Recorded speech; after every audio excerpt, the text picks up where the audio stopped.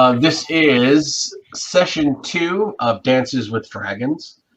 When last we left off, our crew of adventurers was taking off in a very overcrowded jet copter out of the Falov National Forest with a police officer, a Rusk detective named T. Chaki. He says, just call me T. And Joe immediately just started calling him Dusty because it looked like his carapace hadn't been waxed in some time. He has a very tired, desperate look about him. And Omer, a pregnant, probably drug-addicted Dralacyte who is, also has a gunshot wound. While you're in the jet copter, he makes a few calls. He's on the radio. If you want to try and overhear, you'll need to make a. Hold on, I always get this wrong, so I'm going to get it right this time.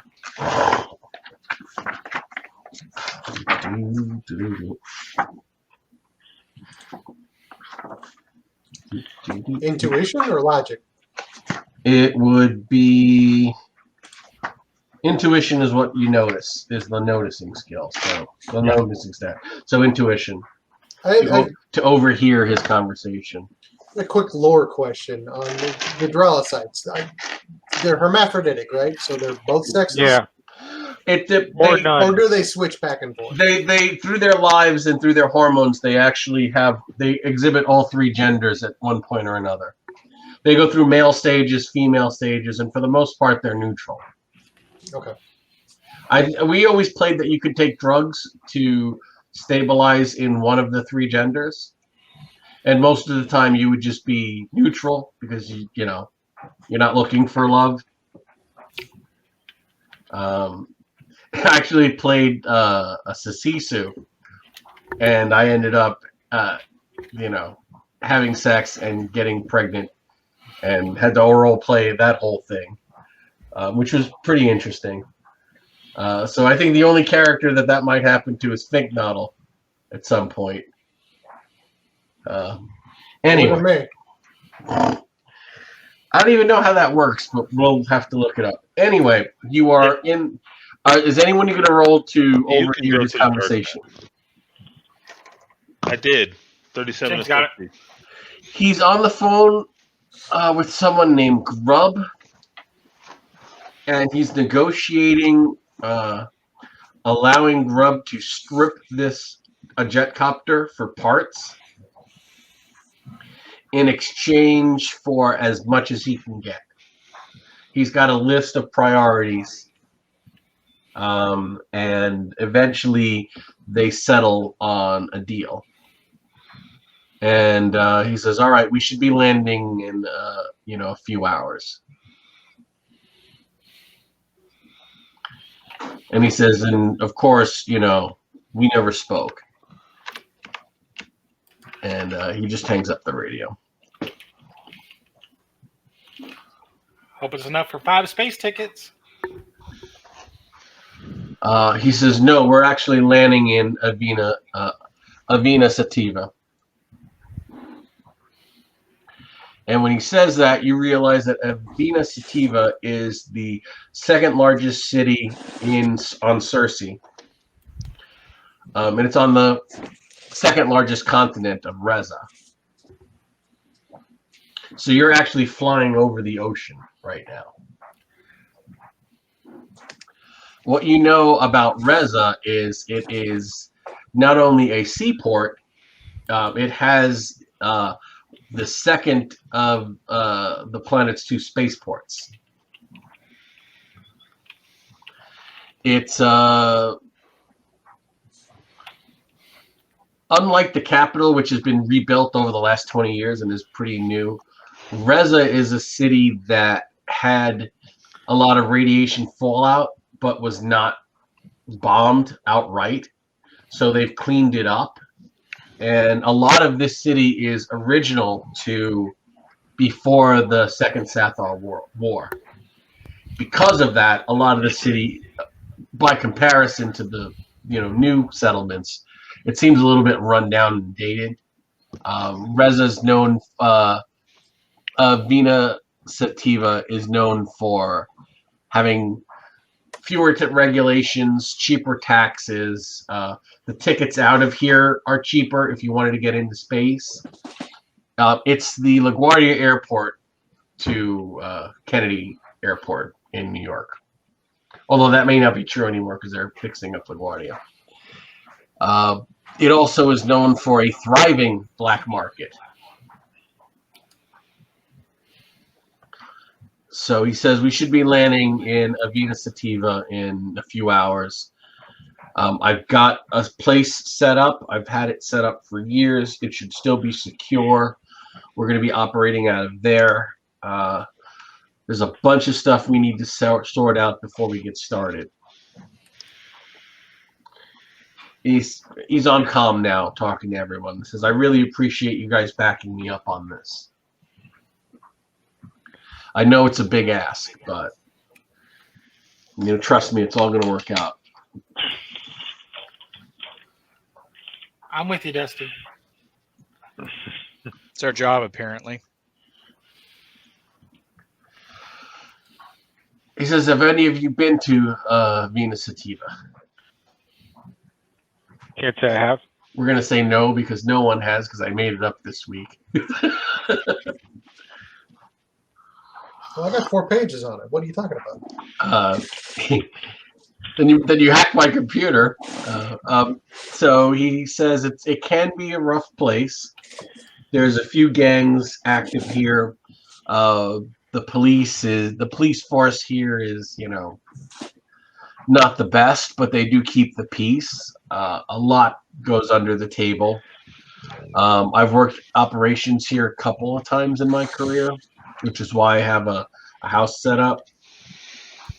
Our main priorities once we land are securing our safe house, getting what we need in the way of IDs, equipment, and getting Omer secure and, if possible, off-world.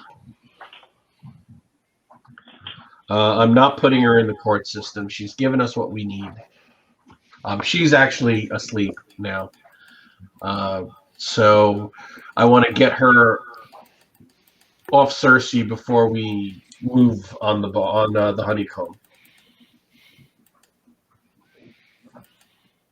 Do you know where? No, and I don't want to know. I'm going to be leaving that to you guys. I'll explain. We've got some time. And all these young National Guardsmen look at each other and go, huh? We're hiding a pregnant chick? She's a critical witness. He says she's a critical witness, but she's given us what we need, so I'm willing to let her disappear at this point. But I want to do that in a way that I fulfill my part of the bargain. We're gonna hire a fixer. They're gonna take her off world, get her clean, set her up. I'm gonna make sure that she's got some money to start a new life. But I don't want to know what fixer, and I don't want to know where she's going. I'm gonna set up a few appointments and let you guys interview the fixer. Yeah, okay. The less I know, the better.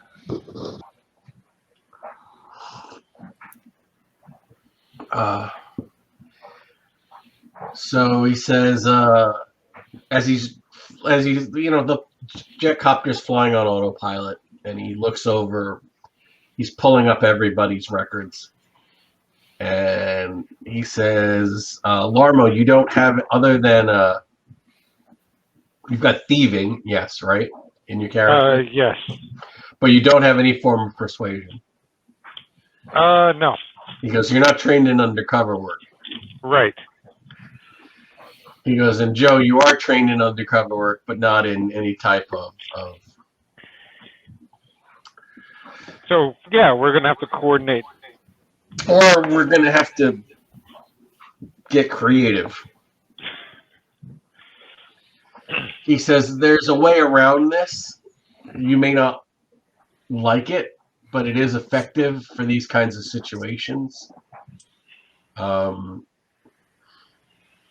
well do you trust me? Well, we How old do kind we of have just to? met you. Yeah. How much do we have to trust you? As Tazzle goes from side to side. I would much rather you each have both persuasion and thievery. Yeah, but that's not the case. I can get you that training in just a couple of days, but there are risks involved. Okay. Ooh. Can I work the brain drill? He looks over and he goes, Finknottle, your job is going to make sure that she doesn't miscarry that kid when she starts going through withdrawal, which should be any time. He goes, and it's not a drill. You say potato. He says, I have something. It's not entirely legal stashed at the safe house. I don't understand, Fish. What's going on? We're breaking the law to catch lawbreakers? He says, or did you? So you said that out loud, or just whispered? Subtlety, not my forte. He says, unfortunately, yes. We're going to have to step outside of the law to catch. We're trying to catch crooked politicians, police, prosecutors, judges. We need these files to prove that they're dirty, and until we do, we don't know who we can trust. They've already set me up, and they've already, well, they're willing to kill anyone. They're willing to kill to keep people out of their business. He says, back to what I was saying. I have something. These risks. He says, yes. How much do you know about overlord trainers? And I'm going to say that you do know something because you're all citizens of Cersei. Okay.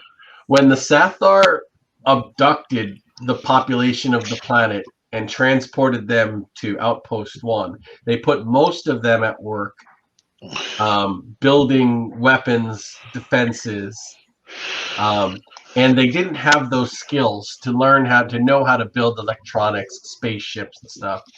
So what the Sathar did was plug them into these things called overlord trainers, pump them up with drugs, and did a very quick and dirty hypno training that took, instead of a week, just a couple of days. The problem was it was very unhealthy, and the skills didn't last but 3 or 4 months. So they would have to keep doing these overlord training sessions on the captive people. And after the war, some of these devices were backward engineered, and people in the frontier learned how to use them. He says that I've got one for situations like this when people needed to go into deep cover, like if someone needed to learn how to fly a helicopter in 24 hours, that sort of thing. He says, you should be fine. There are some chances there'll be side effects. And I don't have the level, I don't have, nor am I willing to use the level of drugs to really make it as effective as it would be. So instead of 3 to 6 months, you would have these skills for, 4 to 6 weeks. But after that, I promise we'll send you to I'll pay for regular hypno training. I'll set you up with the money to pay for regular hypno training. You just go with that, and that'll solidify the skills in your mind permanently. So what are these risks that you mentioned? Well, there's a chance, depending on your health. If you're healthy and sturdy, the risks are minimal. Finknottle, you might want to roll a medicine check.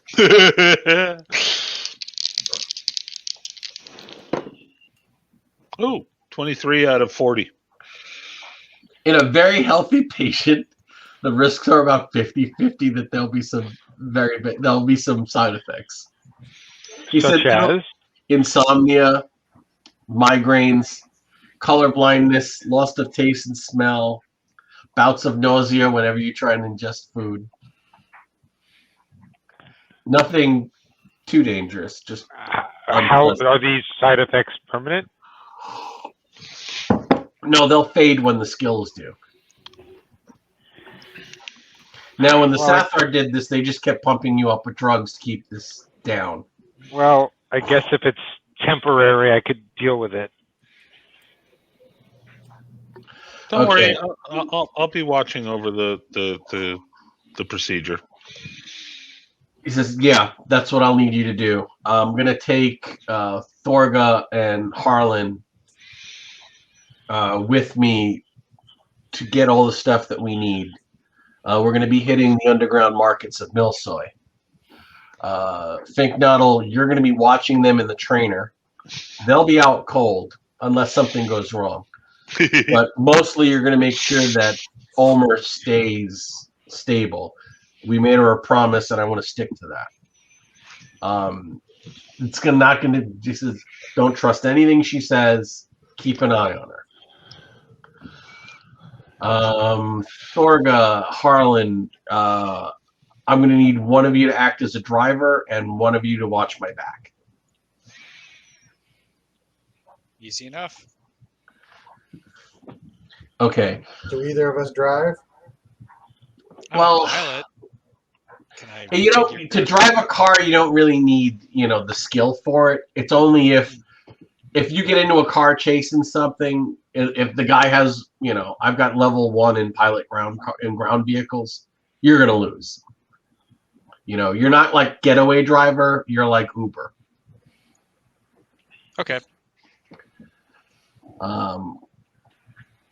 Okay, so the jet copter lands.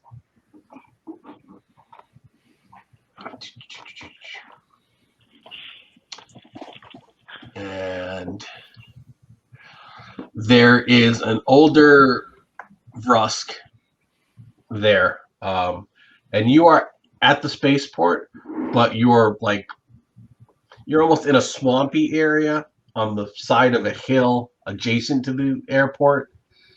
So there are some access roads, so it's kind of like a back area where the freight warehouses are. So he lands, and there's a Vrusk there with a half dozen creatures that you've never seen. They are covered in tannish fur. They've got overalls. They don't have fur on their hands and faces. They have almost like a simian type look, and they stand about the same height as a human.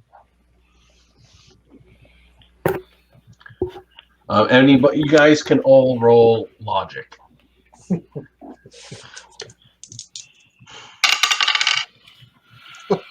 41 out of 60. These are 28. Mahema. Yep.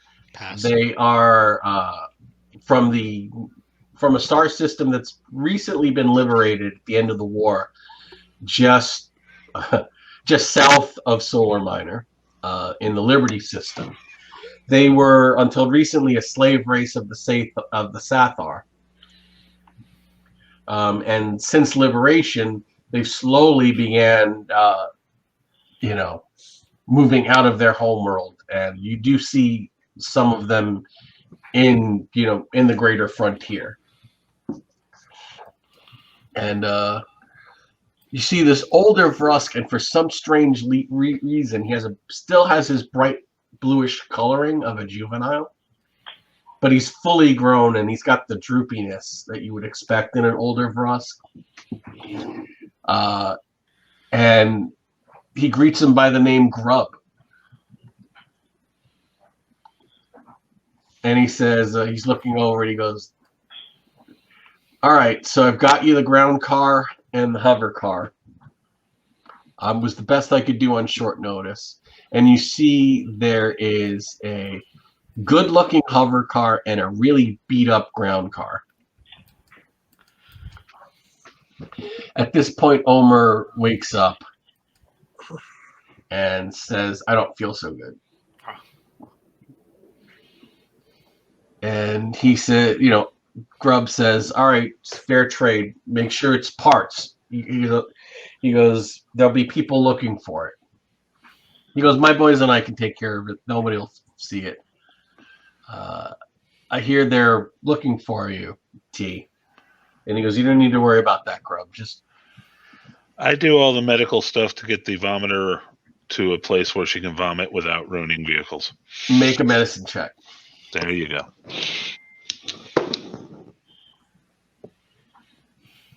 Missed by 2.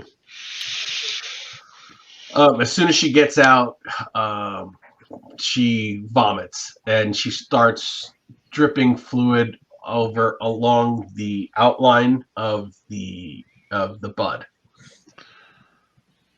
Okay. Don't wipe that off. Well, no, I'm going to start doing trauma treatment, I guess, at this point. All right. Well, it's going to be hard because you're actually moving. You're like you can tell that you've got to get her somewhere where she can lie down and you can really start working on her. So I turn to Dusty and go, we're going home now, right? He looks at her and he looks at you. He goes, yeah, I guess we are. Get her into the ground car. And he trades keys with Grubb. And these guys immediately come up with a tow vehicle and they start towing the jet copter away. And Grubb goes, there are bullet holes in this. And he goes, just don't use that panel then. Put a little Bondo in it, it'll rub right out.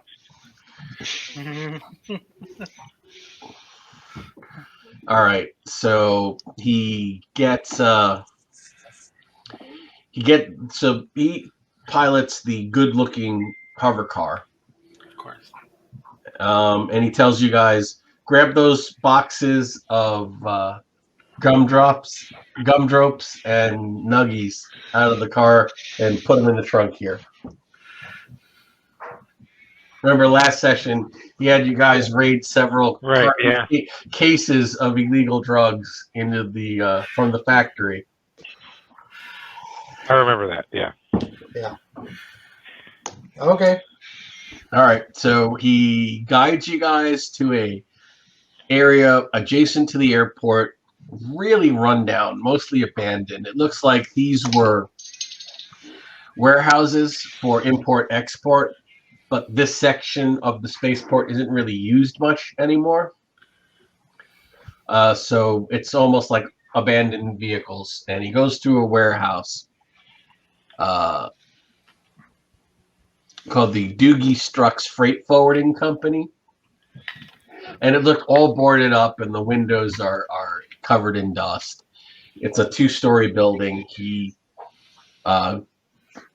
punches in a keypad and the freight door opens and he pulls both vehicles. And, he pulls his vehicle in and waves you guys in the ground car. All right. So he says, let's head upstairs. And you see the whole bottom floor is like a massive loading dock, warehouse, cubicles, a reception area.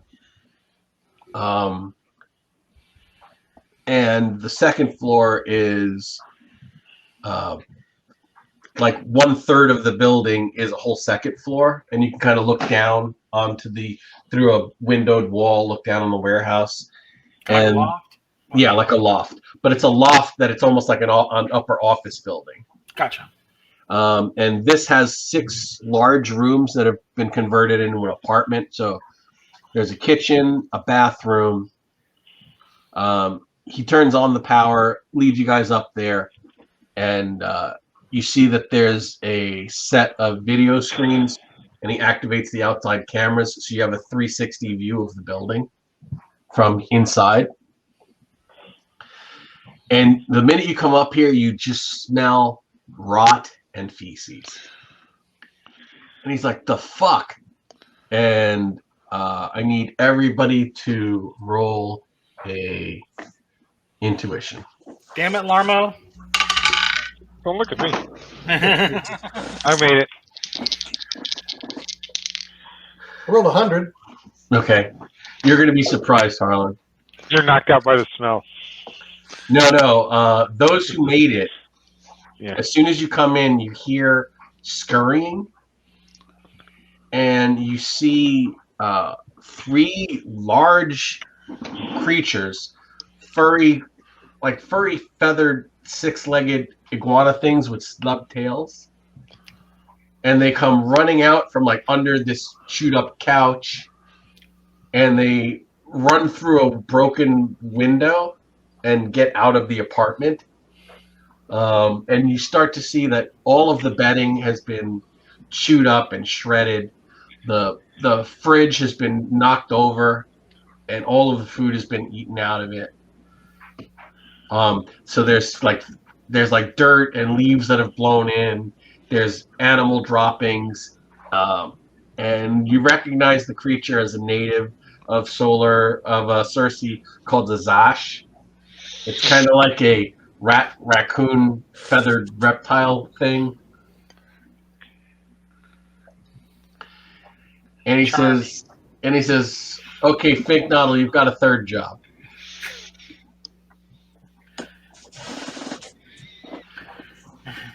He says, "While you're babysitting, start trying to clean up the place. We'll bring back everything we need.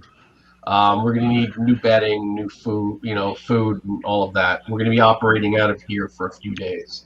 Yeah, could someone boil water and get me something that's even vaguely clean? All right. So he looks over. "Harlan, why don't you help him get her set?" And Okay. she's like, "The smell, can we open a window? I'm going to throw up." And she does start throwing up. break a couple more panes in the window. I I don't even just wanna- throw what's left of a cushion underneath that spew. Right. So he says, "Okay, well, so make a medicine roll. We'll deal with getting her stable."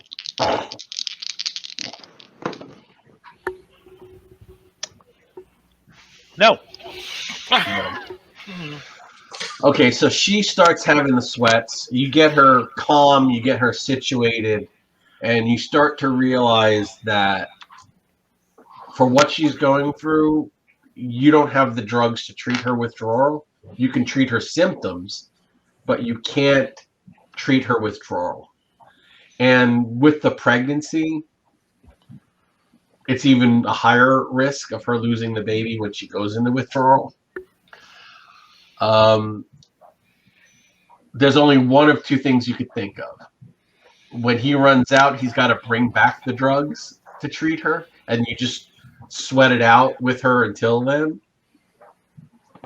Or you let her take a hit of the drugs you have just to even her out, which would be just as bad on the baby. I say tough it out. Well, no. I got to figure out what the mortality rate is. You know, Make a medicine roll just to figure out what has the best chance of success. no. You figure it's 50-50 either way.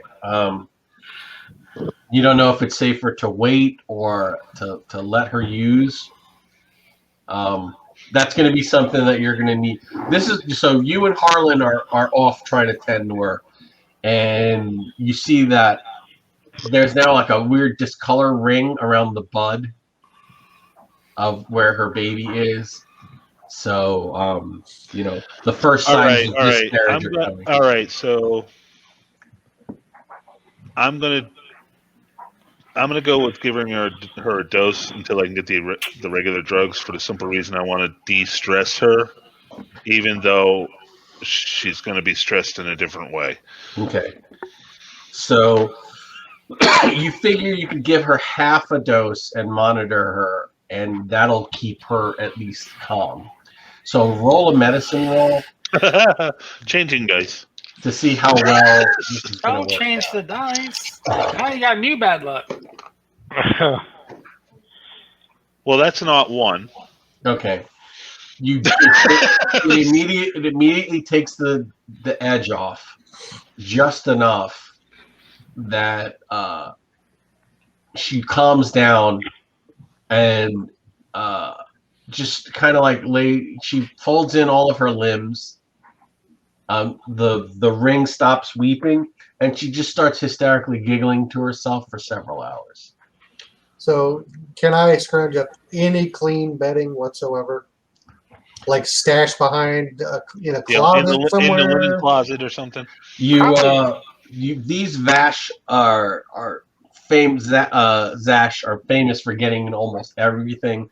I'm gonna let you roll a percentage. If you can roll under 20%, I'll let you find enough clean room that you can make one bed for her. Probably Roll 4. You find that one spot those the raccoon lizard, feathered raccoon lizards miss. probably better just to put her in the back seat of the car. It's got bullet holes. The car? No, the copter had bullet holes. Oh, Yeah. The car doesn't have bullet holes yet. We'll see how that goes at the end of the session. So yeah, I guess I'll try to do what little I can do. I can get Right, the you're fresh assisting. bedding and try to find the cleanest mattress that's not torn to shit. Okay, when you go to give her the dose, before you, she says, "Won't this harm the baby?" I'm just trying to keep you both alive. And then when you give it to her, she immediately says, "Can I have the other half?" Not if you want to live. All right, and then she takes the half a dose and starts, kind of gets calm for a while. So you bought yourself a few hours, but you know that this is going to be a process. Okay, so that's what you guys are doing. So, I'll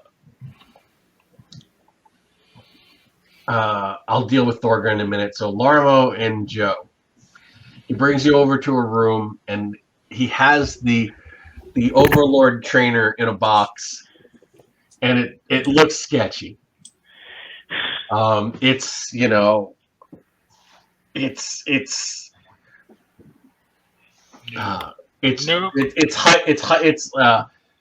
hypo sprays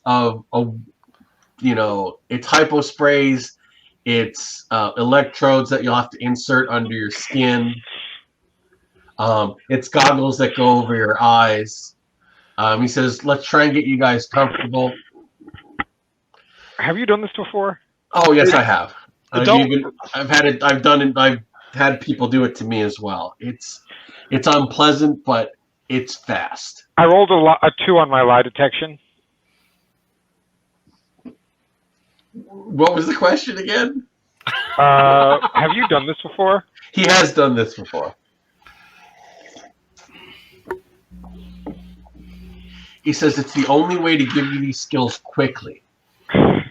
He goes, if I send you in there without persuade, Larmo, your cover's gonna get blown and they're gonna shoot you. Yes, this is unpleasant and it's risky. I guess unpleasant is better than getting shot. He says, and Joe, you can talk your way in, but you can't get in anywhere without thieving. He says, so you both need to have these skills for this. Nope. No. You're gonna refuse. I'm out. Nope. One, this was used to subjugate my people. Two, Mine too. Let's be fair. Two, I'm not that healthy. I may not make it through this. At worst, you're gonna just have headaches for a few weeks. Maybe a little nausea. I'm not using the level of drugs where it would be really dangerous.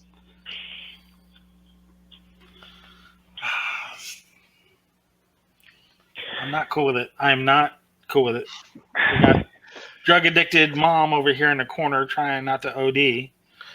How long have we known this person? 3-4 hours now? I'm not feeling this.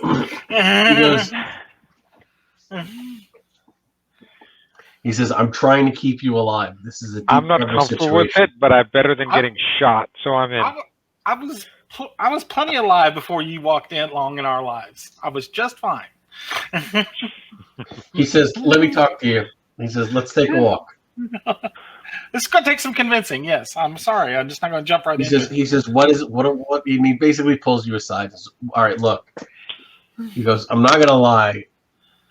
Larmo can't get in without you. He goes, I'm trusting on your pretty face to get him in the door. So you need to go in. He goes, and you're going to need to back him up on the heist.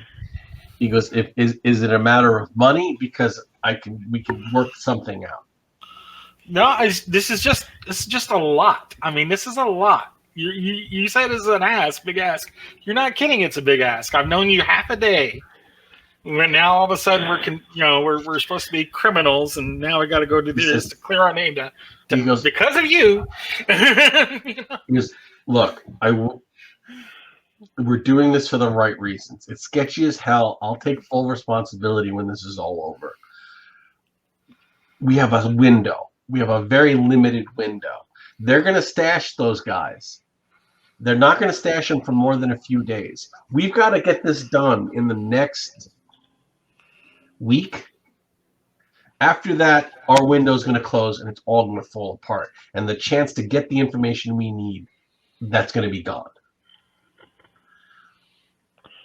Look, they killed my wife. They blew up her car. Mine, I let her borrow my car because hers was in the shop and they bombed it. She's dead. And because her family had more money than me, she was a trust fund baby with the megacorps. They transferred a lot of money into my account. So they're framing me for the murder.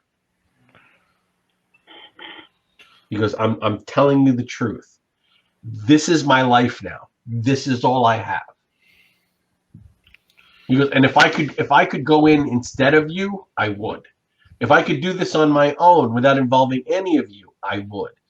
But they know me. I've been after this gang for years. They will shoot me on sight. It's a big ask. I realize that. I'm sorry, but I have to ask. I have no other options. I mean, yeah. I mean, basically, yeah. I needed to role play that out. It was just hard for me to just go, yeah, let's do it because we trust the NPC. Okay. He says, all right, so I'm going to try and get this started as quickly, as smoothly as I can. Before I put you under, Thorga, he goes, I need you to start making a list. Take down a list of everything everyone needs. Okay. Weapons, weapons, and get their sizes. We're going to get skin suits for everyone, civilian, except for Joe. I'll have my own skin suit, apparently. Yeah. When you're in clothes, it's going to be the brusque equivalent of a Hooters uniform. So that's not they don't make those bulletproof. Take down a list of the weapons and collect ID cards. Okay. What we need. So everybody send him, in the IM chat, let's make a list of what you would like to pick up in the way of weapons. I still don't know how to use a weapon. Weapons? Don't people get hurt with He them? goes, Or at least, other than you've got the shock gloves. It's better than nothing. Yeah, that's about it. He says you'll have to carry the electrostunner because that's what the guy you're posing. That's what Dunleap is known for. All right, can you show me how to use this thing? Apparently, he's got a machine that'll show you how. He says, "Yeah, but teaching you 2 skills will take time." All right, then I'll just carry it, and I'll carry it and not use it. Well, you can fire it. You just won't have the +10. It'll be half your dex. Okay. Well, I'll do what I can with it. So once you guys tell him what you want, he's going to ask Finknottle. He comes over and sees that she's stable. He goes, what'd you give her? You're muted. gave her half a dose, and why haven't you left to go get the drugs? He says, I'm getting them. I'm about to set them under. He goes, you couldn't stabilize her without giving her? Wouldn't guarantee the child's All right. mortality. Because that's your area, not mine. I'm adding the drugs to the list. I'll be back with them as soon as I can.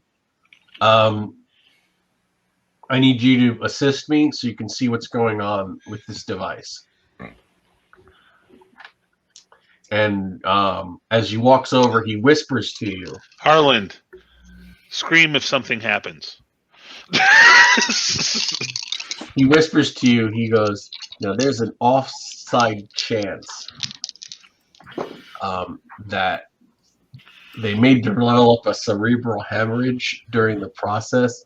So you need to have your medical bag nearby and have blood thinners ready just in case."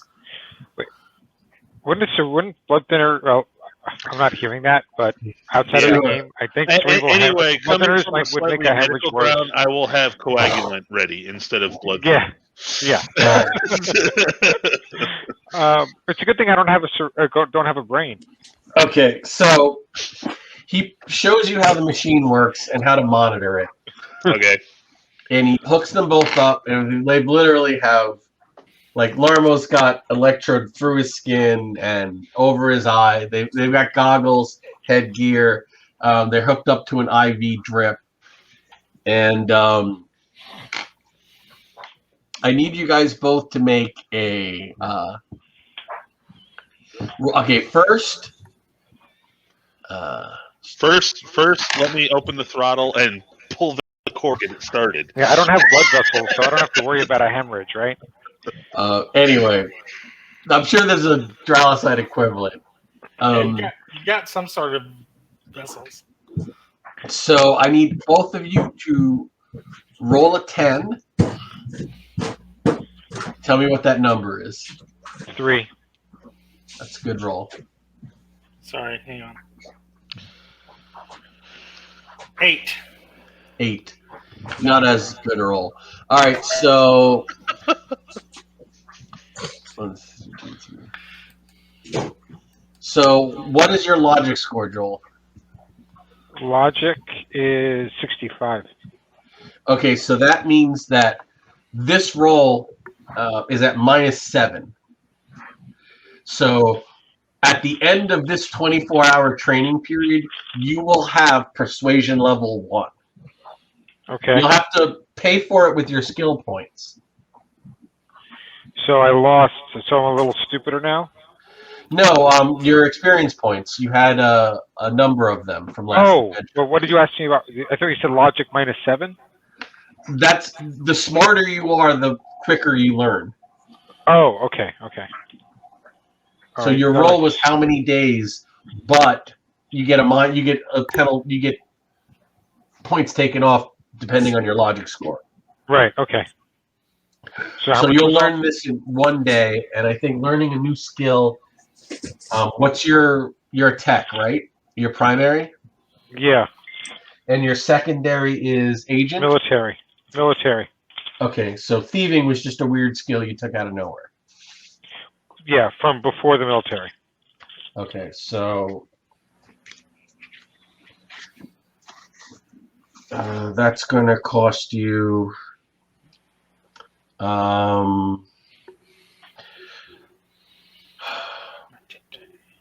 I think 4 points, but I'm going to have to check on that. How many do you have in total? It's either 4 or 8. I have 8. All right, so it's either 4, it's either half of those or all of those. But we'll get back to that. So, Joe, what is your logic score? 55. So that's -6. You rolled an 8. So it's going to... So after 24 hours, he'll be done. You're going to take 48 hours to go through this. Okay. And just for suspense, we're going to wait until you're done to roll the chance to see if you have side effects.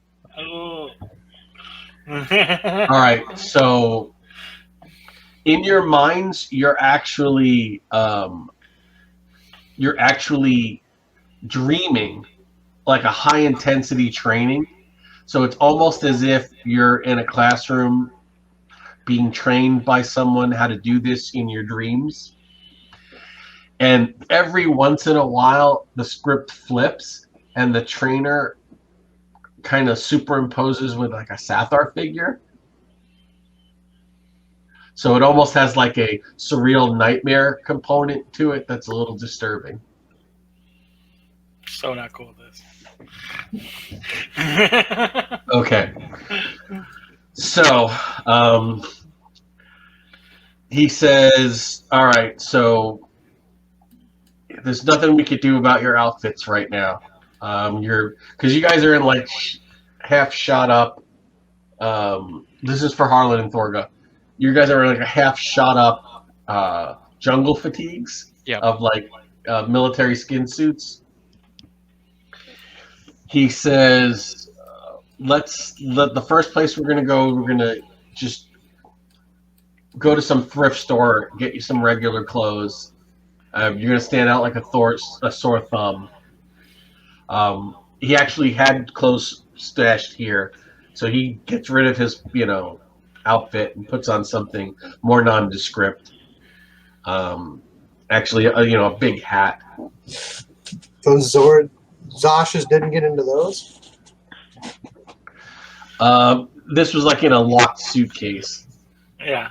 And there were lots of teeth marks in it, but they didn't get into this one. It's a metal case, yeah. So Samsonite. He goes, we're going to take the beat-up car. We'll keep a low profile. I'll be in the back, and I'll tell you guys where to go. Whoever wants to drive, you're going to be the driver. You're going to drop us off, and I'm going to call you on the Honeycomb when I want you to pull up. Do not get stopped. Do not let police search this vehicle. He actually takes out about 1/3 of the drugs and leaves it here. He says, we're going to a cash machine to get rid of this. I'll explain on the way. He goes, meet me downstairs. I want to talk to Fink Noddle. Targa, you want to take the wheel? Yep, I can do that. Wow. Okay, he says, they should be fine. By these readings, the Duralocite should be down for about a day. We'll be back before that. Okay. He says, she's going to come out of this in about 3 hours. Maybe more if you're lucky. Just keep her calm, do the best you can. Don't believe anything she fucking says. Gotcha. Don't let her leave. Gotcha. And if you could start cleaning up this place, I'd appreciate it. I'll make sure that you get an extra, you get a bonus at the end of the rest of this.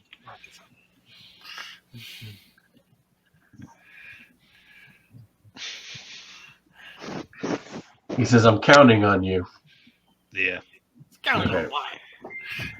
So he gets into the car and he tells you where to go, and the three of you are off to the underground markets.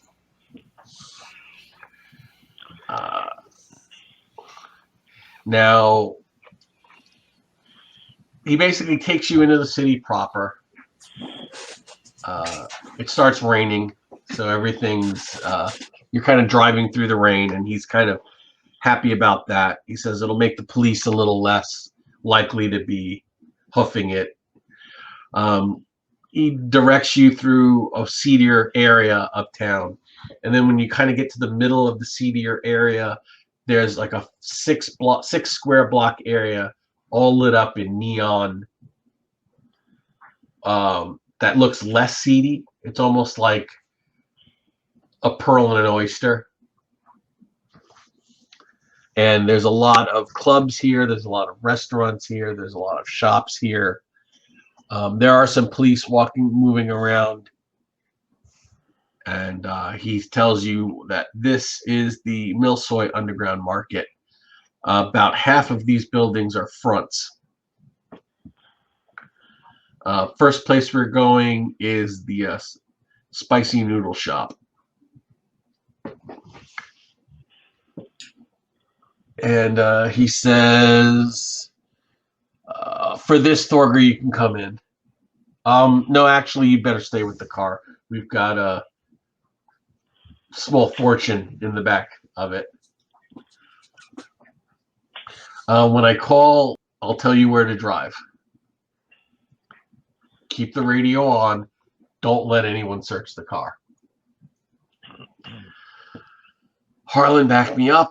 Let's go to the cash machine. So he goes in. You follow? Oh yeah.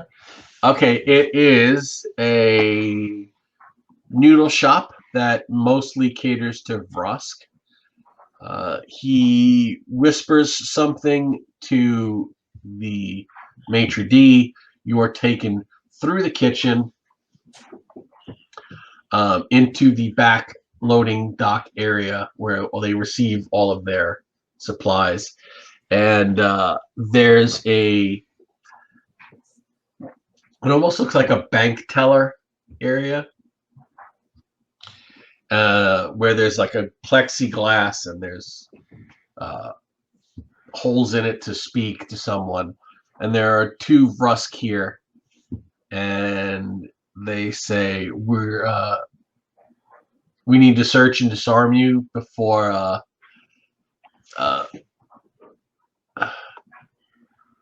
before we proceed. Does he seem okay with that? He takes out his laser pistol. He takes out his his sonic knife and puts it in a box. And he lets them search, and he kind of nods for you. Guess I'll do the same. I'm really only carrying the shot gloves and my pistol.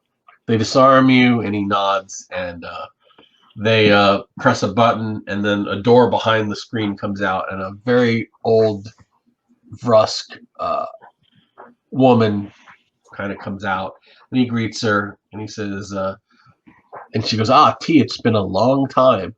And she says, Chi to T, it's good to see you. We need some things. And she says, I'm sure that you do, or you wouldn't be here.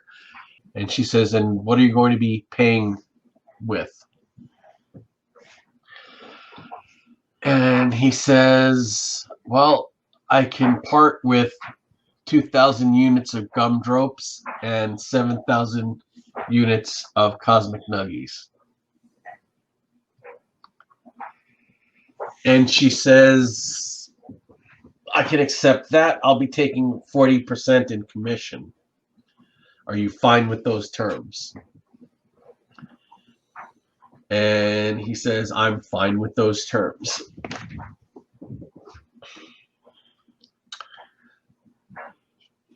And she says, where are they now? And he goes, they're close.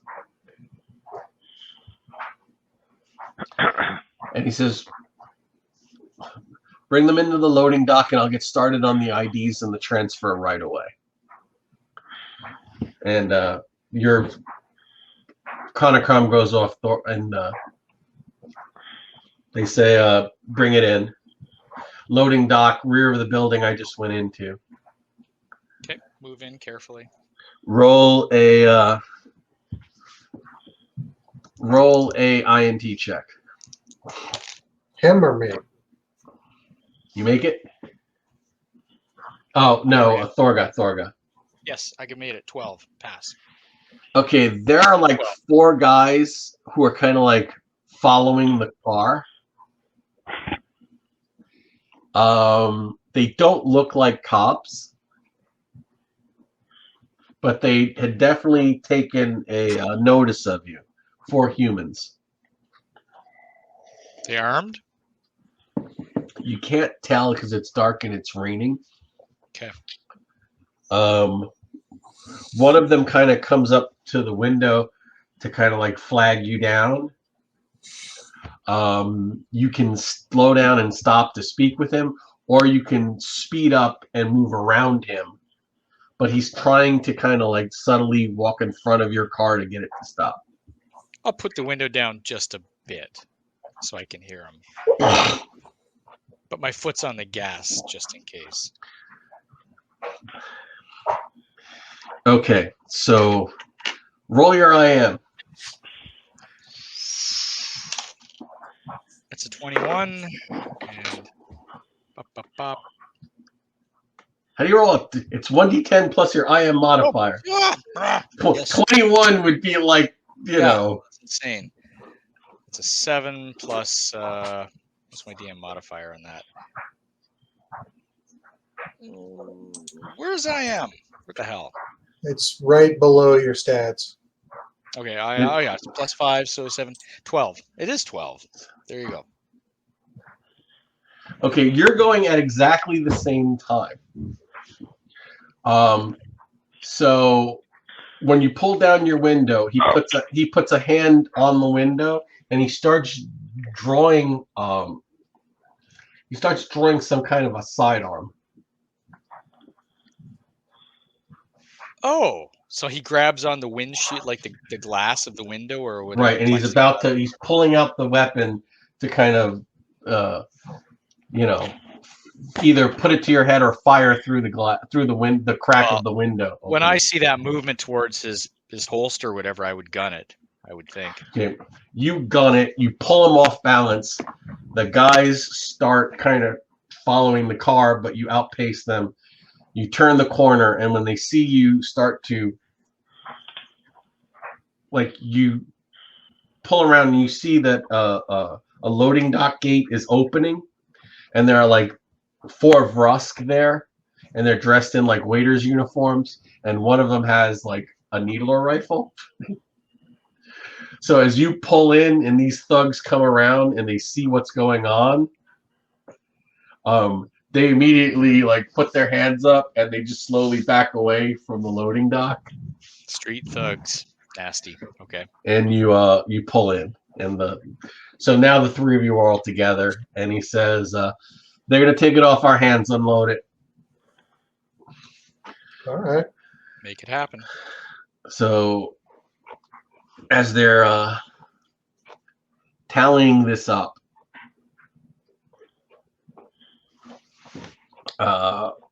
she comes out and checks the quantities and stuff and says, this is a lot.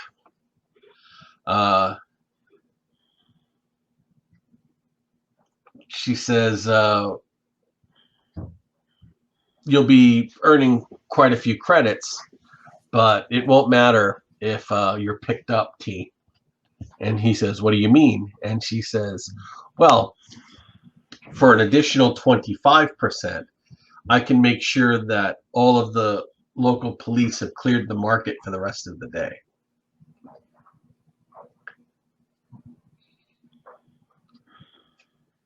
And he says, let me talk to my associates.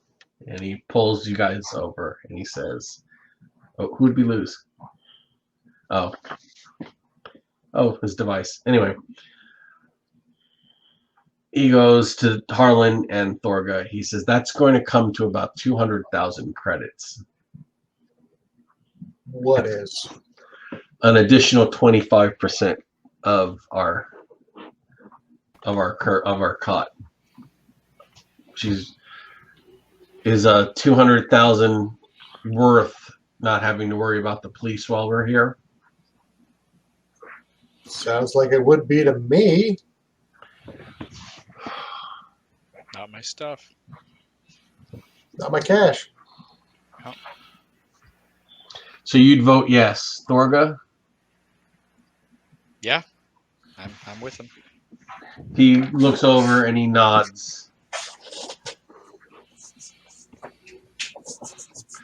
And she says, okay. And she says, okay, your credits are good in the black market. Anywhere you need to go, and you've got security for the next 24 hours. Okay, and he says, can we leave the car here? And she said, of course. So the three of you are on foot now. And he says, I'm going to lean over to Torga. Do you have any idea what's going on? he whispers, Nope. he goes, we now have a bank card to use in any of the black market shops in the district. He goes, that was Chick D. She's called Cash Machine. She's the unofficial banker of the black market. Nobody deals with cash unless they deal with her first. All transactions go through her. It's her people that run the protection and security of the district. It's like a night market in Cyberpunk. Then. Right. Gotcha. So he says, at this point, we have... Oh, I got to pull up my...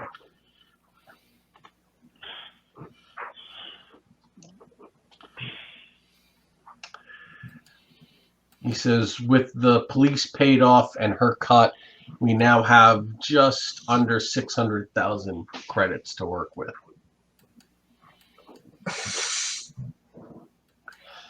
And at that point, he says, now let's get everyone new identities. He says, I don't want any of you guys having anything to blow back on you. So we're getting fake IDs for everyone. That way, if you get stopped, if you've got to purchase anything, it's not going to come out of your regular identity account. For the rest of this mission, you guys are going to have, a fake ID account. And he takes you guys over to a Honeycomb repair shop. And there is an old male of Rusk here named Chizuki. And he's like, looks over and he says, how can I help you? And he says, are you shopping or do you need something repaired? He goes, we need some IDs. He goes, He says, we need the best you can do in a short amount of time. These are the IDs we need. The description, basically copy the physical stats of these with new names, and I'm going to put money on each account. He says, as generic as possible, I don't want anything to be flagged. And he says, that'll take a couple of hours. He goes, oh, and there's one tricky one. He goes, this one, and he puts the Dralicites, has to match this. And he takes the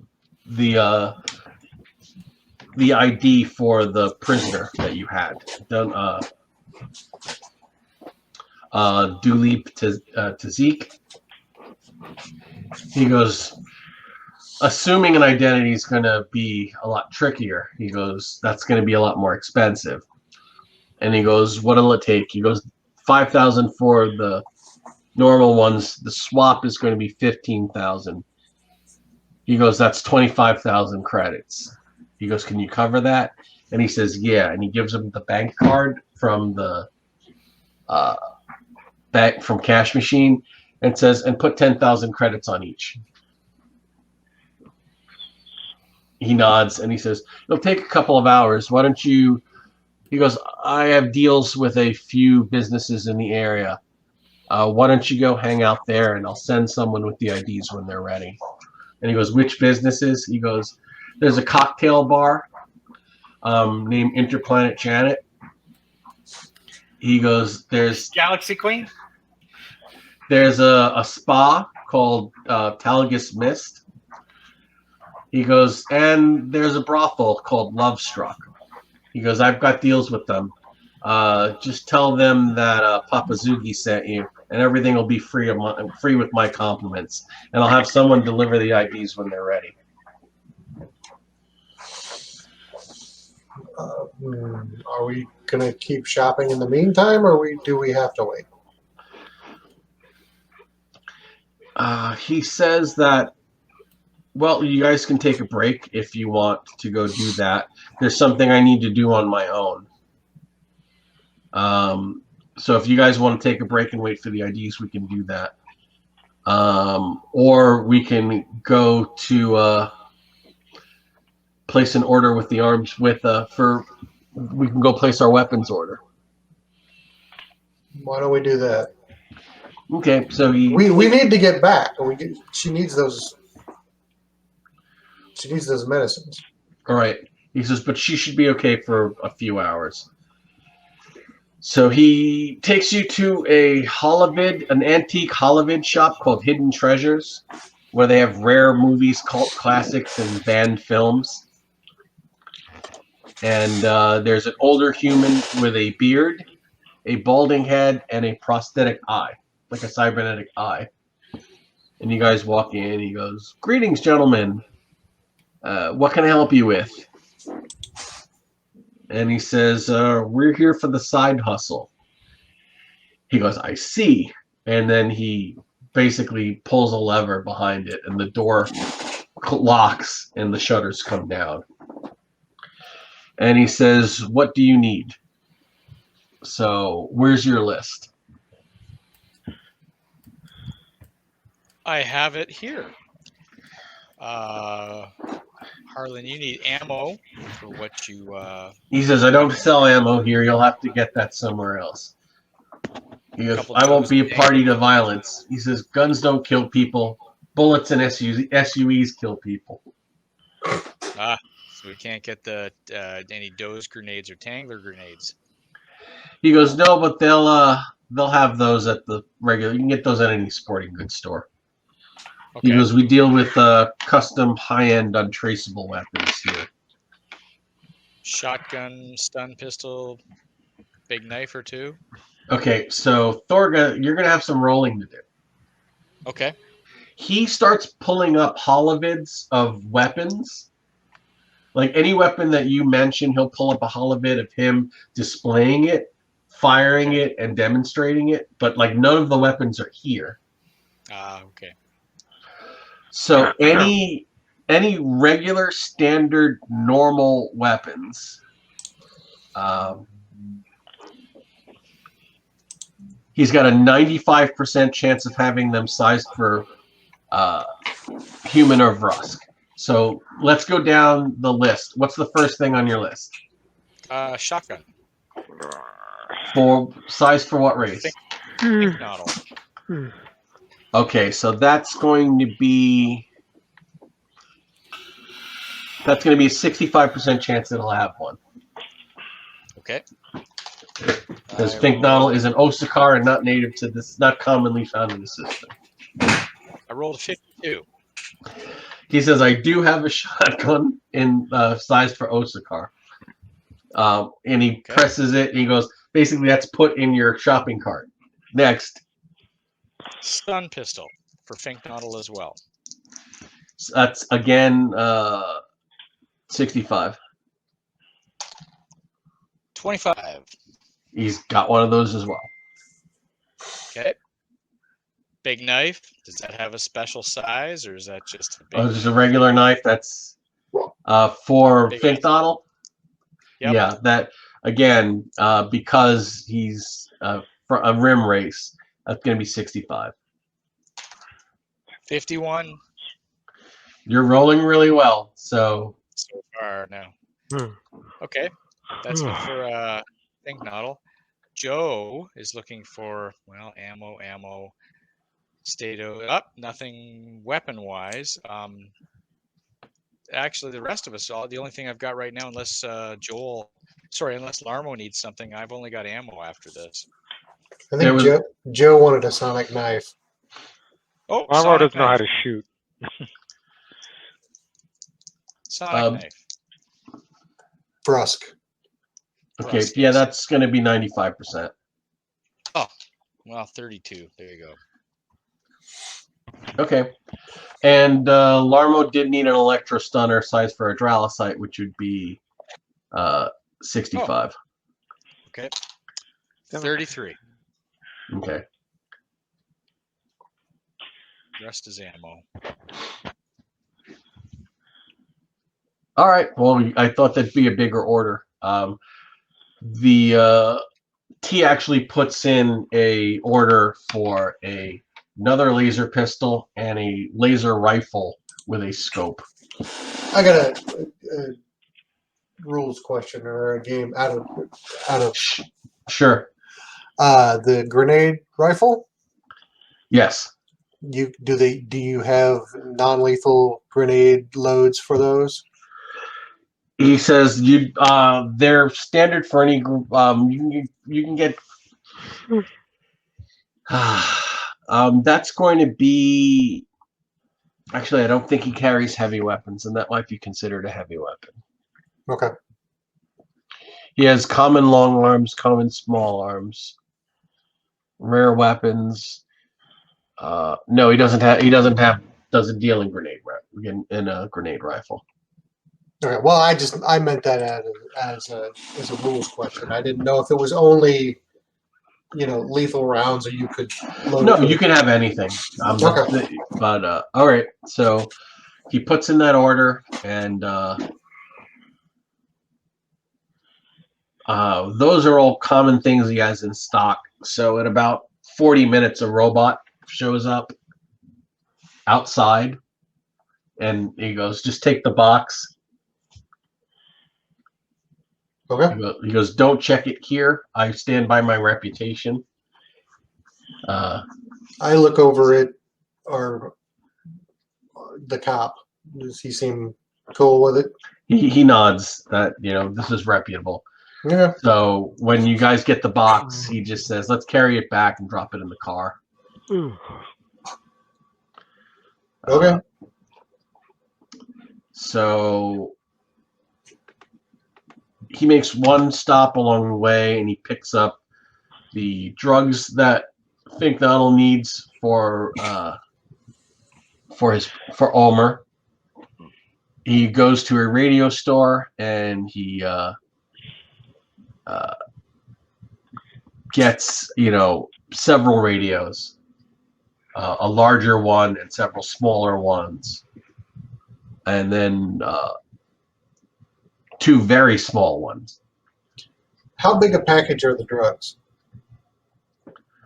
Oh, there are no more drugs in the car now. No. The medicine. Oh, box. Okay. And he makes some calls, and he says, "I am going to go to the bathhouse and wait for our RDs." He goes, "There's a spacer bar here. I've set up 3 interviews with 3, I'm told, reputable fixers. They're going to be looking for Thorga.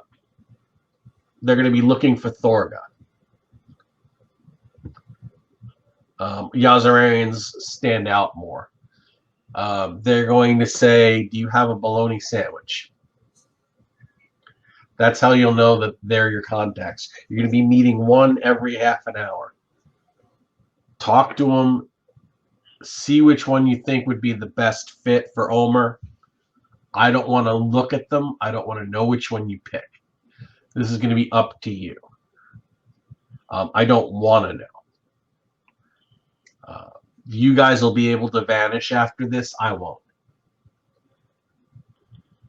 Are they expecting both of us? They're expecting both of you, but they'll be looking for him. They don't know who you are, Harlan. So however you want to handle this, that's up to you.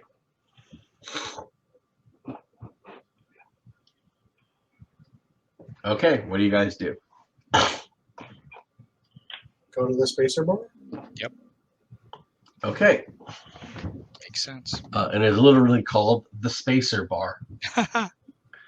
And in this place, you see lots of people from almost every race in the frontier, and a few that are not officially in the frontier. Like there's a few Mahema here.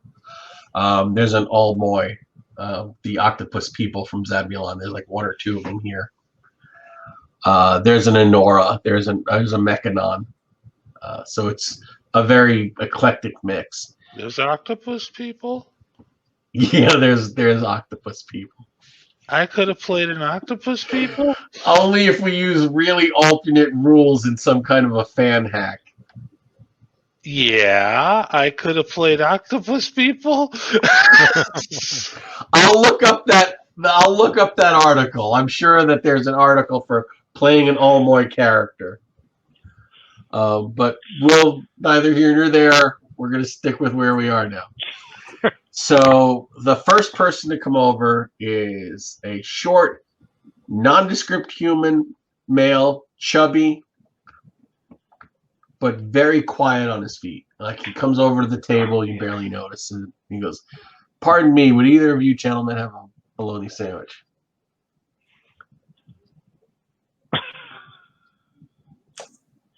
Well, as a matter of fact, yes. He sits down. He says, "I'm Radovan Seats. I hear you need a fixer. What are we talking about? Let me hear the details, and I'll tell you what I can do for you." We need somebody off-world. The deal is that you're asking to get her clean, set up off-world, clean, the baby delivered, set up off-world with, a new identity and work.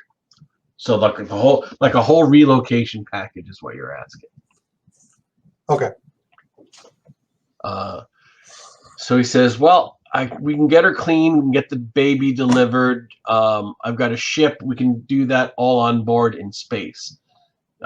So she'd be secure on the ship.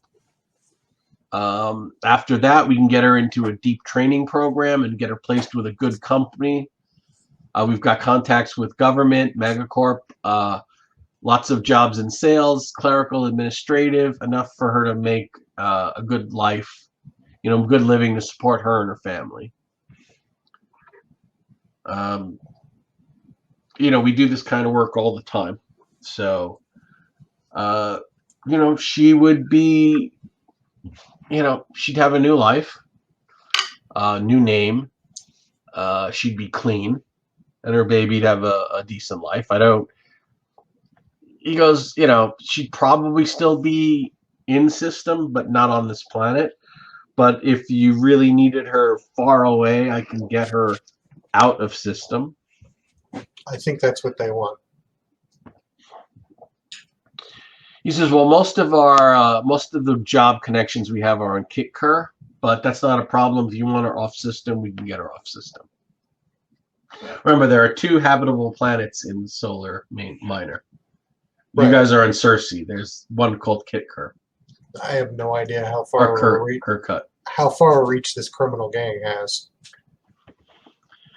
Okay. He says, "Well, here's my contact information. I'm going to be in the bar for a few more hours. If you want to set up the handoff, we can get her off-world before dawn." Just because I'm going to play to my strength, can I see how full of shit I think he is? Sure. You can roll. I'm assuming it's intuition. Yeah. Oh, I only failed by 45. Okay. This guy's like wallpaper. He's real hard to read. Sounds good to me. Okay.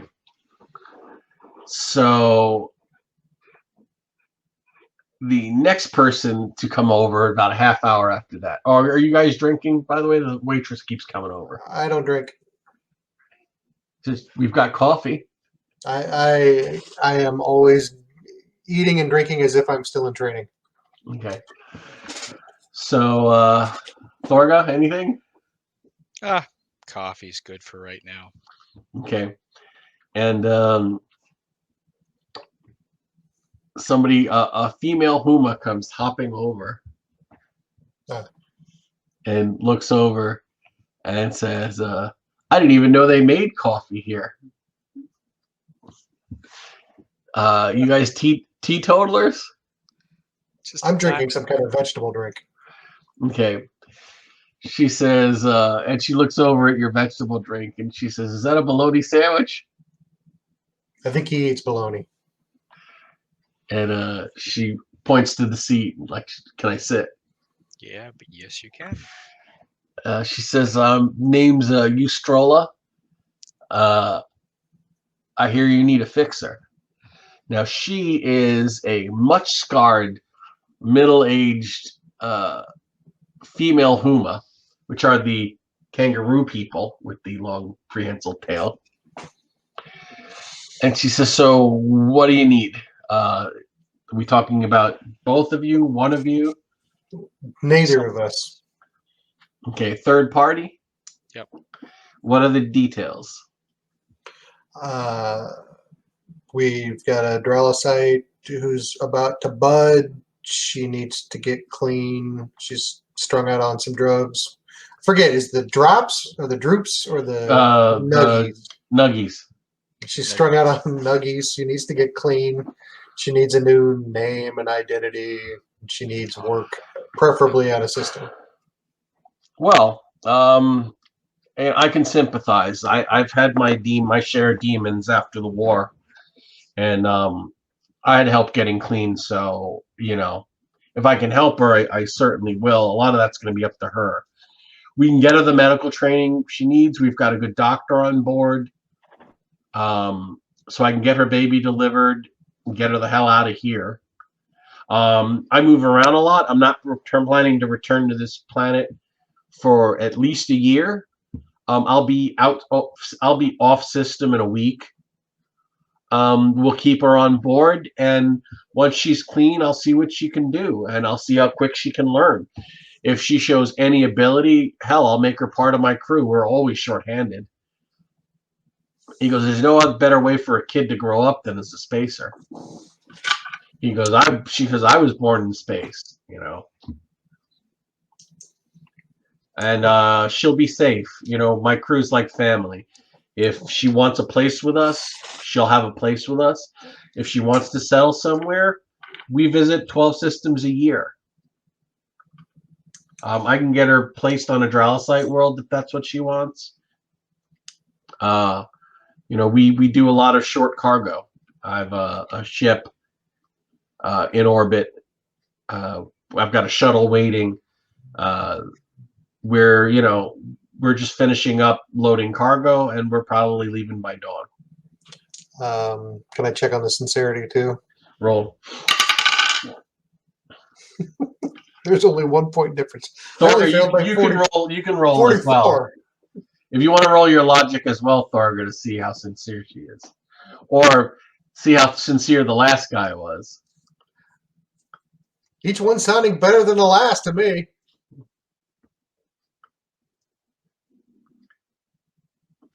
All right, Thorger, I don't know if you were answering. You were muted. Yeah, I was just rolling first. Yeah, no, I didn't make it. Okay. All right, so the third person that comes over after she takes her leave, you have her contact information. This is an alien that none of you have ever spoken to before.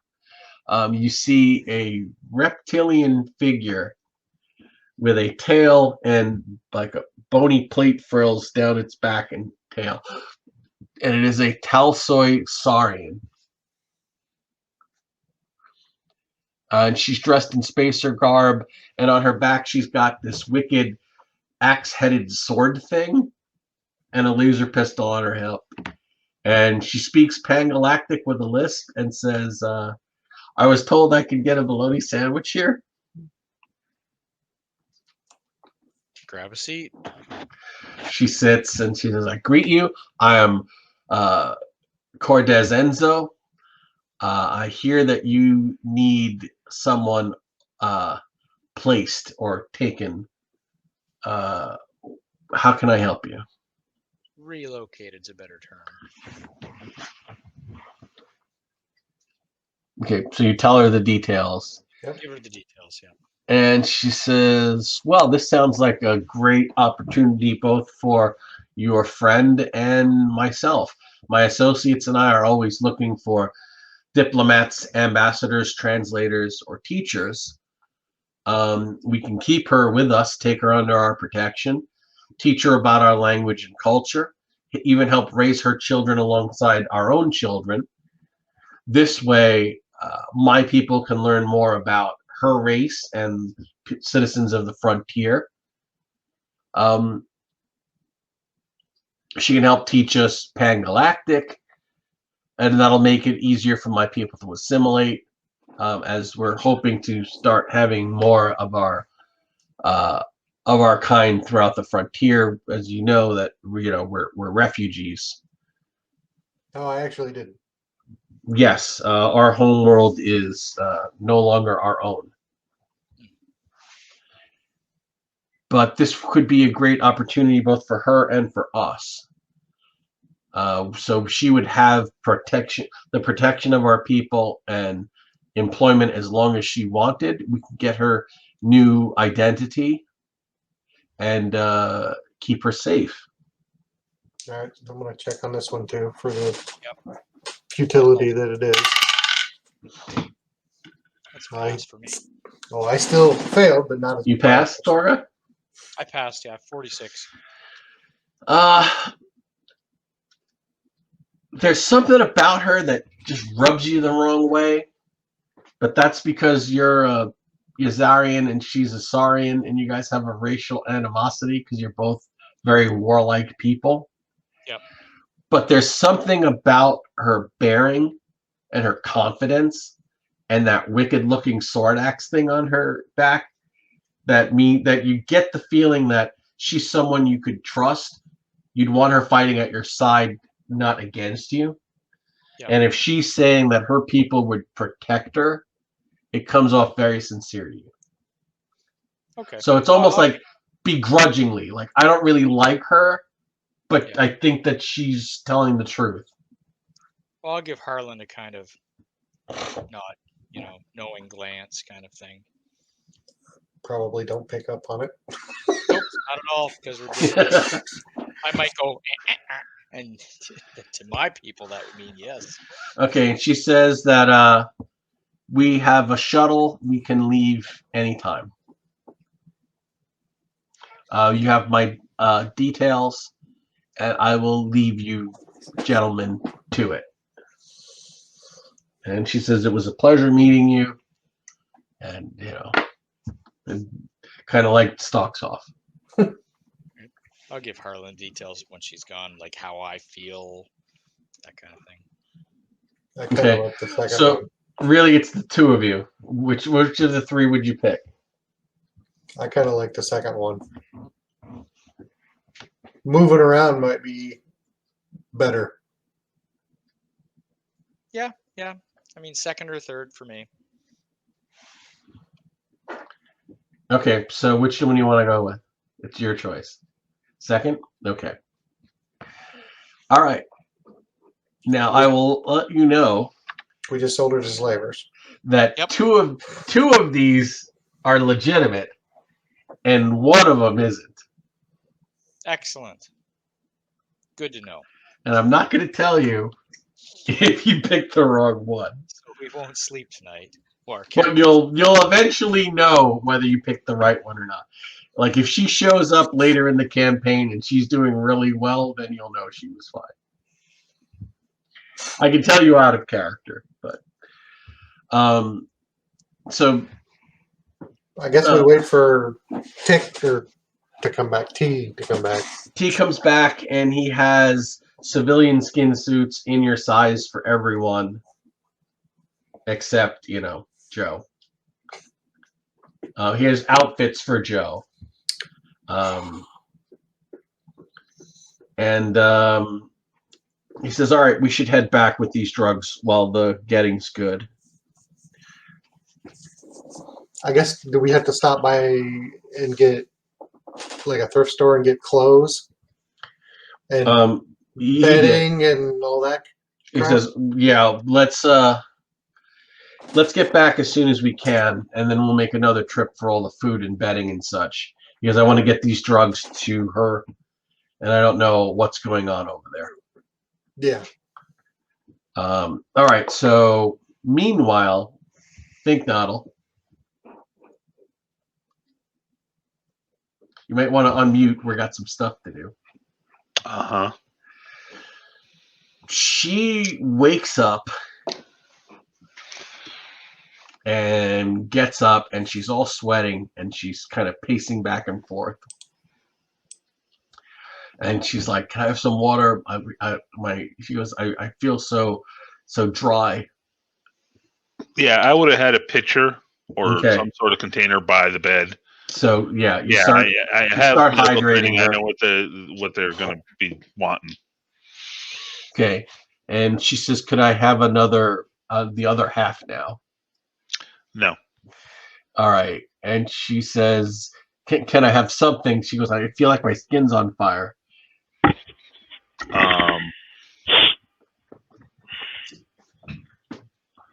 I do have a med kit.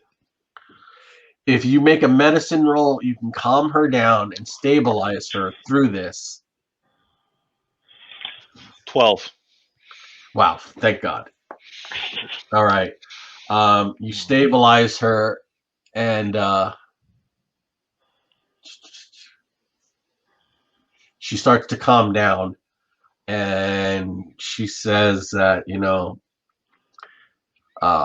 how's my baby doing? Well, let's take a listen, and I take out the plant to amoeba stethoscope.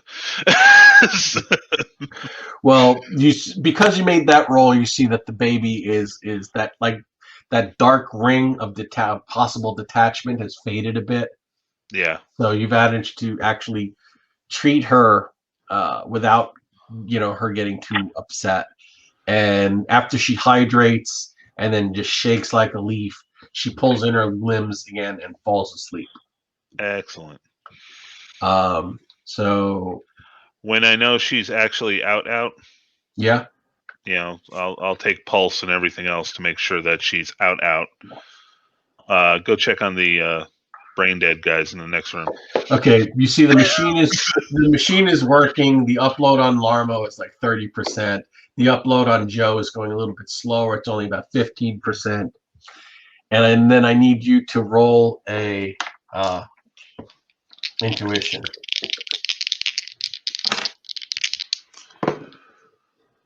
33 out of 60. You hear lots of scuttling and moving, and over by that damn window? No, by one of the back bedrooms. Okay, I got a stun stick. We're gonna fix this bug. Okay, you open up you hear there's something moving around in that room. Right. Okay, you open it? Yeah. All right, at that point, 8 of these Zash run out. And I got a 16 on my initiative. Okay. They've got a 10. So you can start whacking the rats. Yeah, I sort of plug the door and start rat whacking. Because you plug the door, so they're only going to be able to come through 2 at a time. Okay, 19 on the first one. Give me damage. How much is? And that's a shock on the stun stick. Yeah. 3d10 or stun. Okay, so roll 3d10 on the first rat. 14, 17. He's dead. The other rat tries to bite you and misses. Hit him. 25. Give me damage. Keep track of your ammo. Ooh, that's 22. That's 2 dead rats. 2 more try to bite you. They're trying to swarm over you. Yeah, I get that. One of them actually grabs onto your feet and bites for 6 points. Like literally, like just starts gnawing through you. They've got teeth that can chew through concrete. Okay, he has attracted my attention of the big SWAT. 13. Give me damage. Why can't I? Anyway, You're rolling good. I'm rolling really good. Why couldn't I have done that with the heavy machine gun? But that's only 11 damage. Dead. It's a rat. Oh, well, there you go. So that's 3 out of 8. And 2 miss. All right, next one. 21. I hit. And that's 9, 15. He's dead. How much power is left in the stun stick? So far, I have killed. You made 4 successful attacks. Yeah. So I had. How That's much 2 power do you get 20, per? it's 20 SUE clip, 2 per hit. So Okay, 2 per hit. that's 8 SUEs. You've got 16 left. Okay. All right, 2 more. 1 will bite. 2 will bite. They're getting very aggressive now. 2, Apparently I don't have morale. 10 points. All right.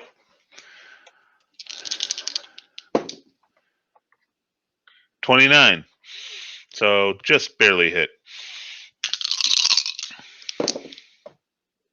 9, 13. That one's dead. At this point, these 3 frantically rush you, and they kind of like push you back away. Like one of them doesn't even try and bite you. He's just trying to slam the door open and out of your grasp. And you see why. There are another 8 smaller Vash, and each one of them in their front claws has an egg. Oh, wonderful. I'm going to attempt to keep them from getting out of the room and slamming the door shut. Unfortunately, one of them does hit, so they do 4 points, and they kind of make a gap. At this point, all 8 of the ones with eggs start rushing past you for the window to try and escape, but these 3 keep fighting. All right, then I keep fighting those 3. If the other 8 are leaving, I'm really happy to see that the nest is leaving. Okay, so roll. Missed. At this point, the 3 that were fighting you try and withdraw. I encourage them. By swinging, or you're going to hold? Swinging, but not as dramatically. Oh, 3.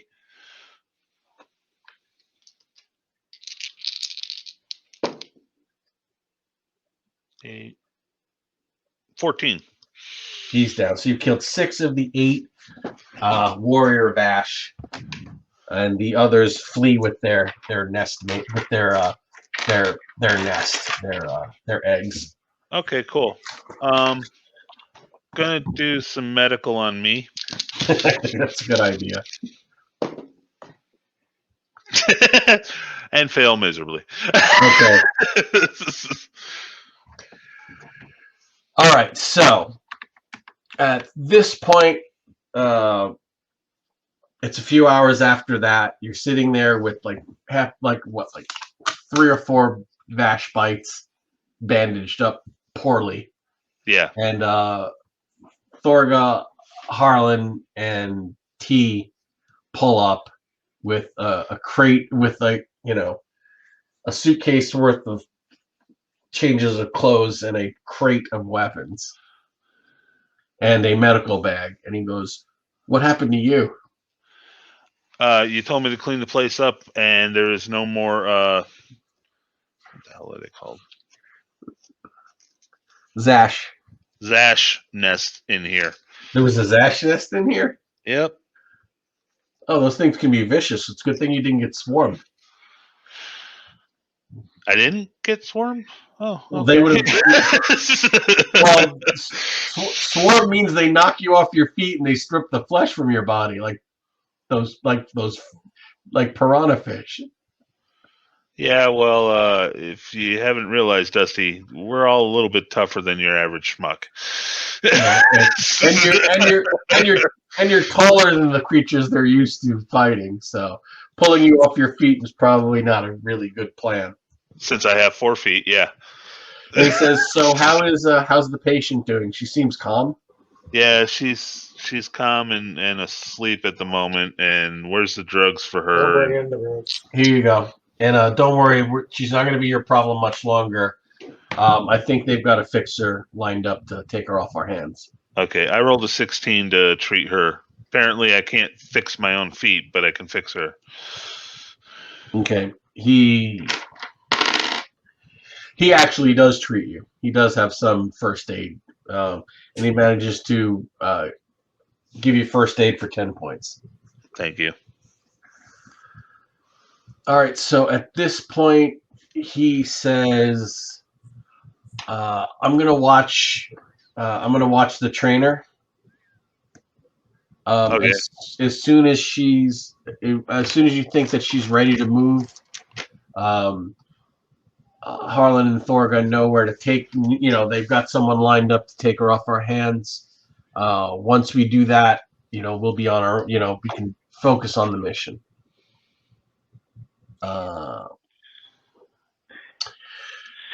Okay, so thanks for watching. Be sure to hit like on the video if you did like it, and subscribe to the channel if you are so inclined.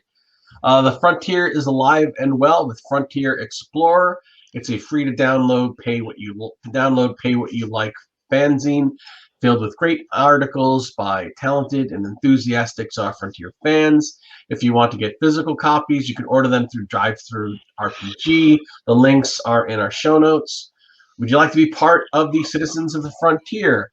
If so, please check out our Patreon channel, where you'll find exclusive art, map, and content. Later this week, we'll have the stats for the Zash posted. The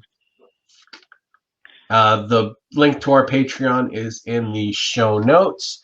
And we'd like to thank our Patreon backers, Jim Berrier and Fred Kauber, for their generous support. Until next time, everyone, stay safe, and we'll see you in 2 weeks. Bye, everybody. Have a good night. Bye-bye.